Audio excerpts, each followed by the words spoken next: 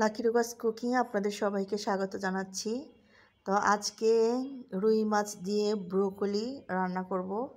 তো রুই মাছ দিয়ে ব্রোকলি রান্নাটা আমাদের তো খেতে খুবই ভালো লাগে। তো কড়াইয়ে যে তেলটা দিয়ে তেলটা গরম হয়ে আসলে মাছটা দিয়ে দিলাম। এটা হলো রুই মাছ। রুই মাছটা আগে থেকে হলুদ লবণ দিয়ে মেখে রেখেছিলাম। আর মাছটা হয়েছে যেটা মাছ কাটা ভালো হয়নি। তো বাজারে যখন মাছ কিনতে গেছিলো, মাছ যিনি কাটেন তিনি ছিলেন না।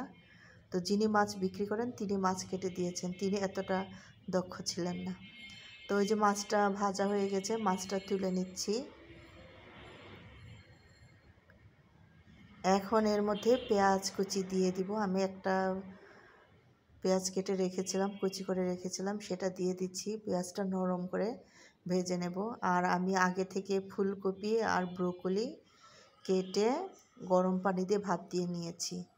তো এই যে এখানে পেঁয়াজটা ভাজা হয়ে গেলে আমি কাঁচামরিচ আর আলু দিয়েছি। আলুটা সেদ্ধ দিইনি, সেজন্য আলুটা একটু আগে দিয়ে দিলাম।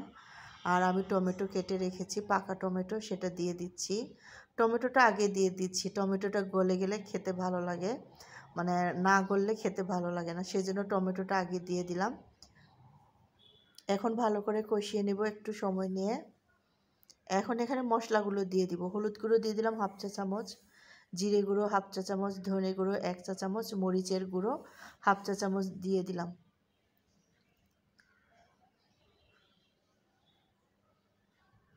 মশলা দিয়ে খুব ভালো করে কষিয়ে নিচ্ছি।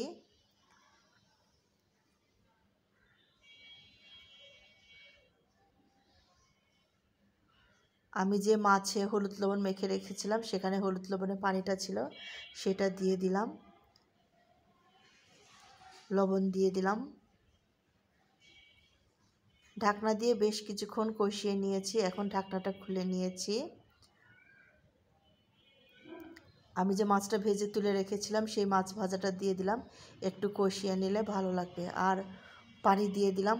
এটাই শেষ পানি, আর পানি দিব না। এটা বলক আসলে, এই পানিটা যখন বলক আসবে তখন এর মধ্যে আমি ফুলকপি আর ব্রোকলি সেদ্ধ করে রেখেছিলাম সেটা দিয়ে দিব। তো পানিটা বলক আসছে, ব্রোকলিটা দিয়ে দিচ্ছি। ব্রোকলিটা খুব তাড়াতাড়ি সেদ্ধ হয়ে যায়, সেই জন্য ব্রোকলিটা হাফ বয়েল করে নিয়েছি। আর ফুলকপিটা আমি খুব ভালো করে সেদ্ধ করে নিয়েছি, কারণ ফুলকপিটা একটু সেদ্ধ হতে সময় লাগে, একটু শক্ত শক্ত থাকে, খেতে ভালো লাগে না, তাই নরম করে আমি সেদ্ধ করে নিয়েছি। এখন উপর থেকে দিয়ে দিচ্ছি, খুব বেশি নাড়াচাড়া করব না, এটা অল্প সময় রান্না করলেই হয়ে যাবে। আর ব্রোকলিটা দিয়ে দিয়েছি, ব্রোকলি ডাঁটা ছিল সেটাও দিয়ে দিয়েছি। ব্রোকলিটা কিন্তু নরম, খুব তাড়াতাড়ি সেদ্ধ হয়ে যায়। আমি জাস্ট একটু গরম পানিতে ফুটানো পানিতে ডুবিয়ে তারপর একটু সময় নিয়ে তুলে নিয়েছি, কিন্তু ফুলকপিটা আমি নরম করে সেদ্ধ করে নিয়েছি। তো হালকা একটু নেড়ে চেড়ে এটাকে ঢাকনা দিয়ে রান্না করব।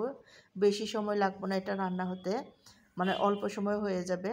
তো এই যে ঢাকনাটা খুলে নিয়েছি। এই রান্নাটা গরম গরম ভাতের সাথে খেতে অনেক মজা হয়েছিল। তো ব্রোকলি দিয়ে রুই মাছের এই রান্নাটা আমার তো ভালো লাগে, আশা করি আপনাদেরও ভালো লাগবে।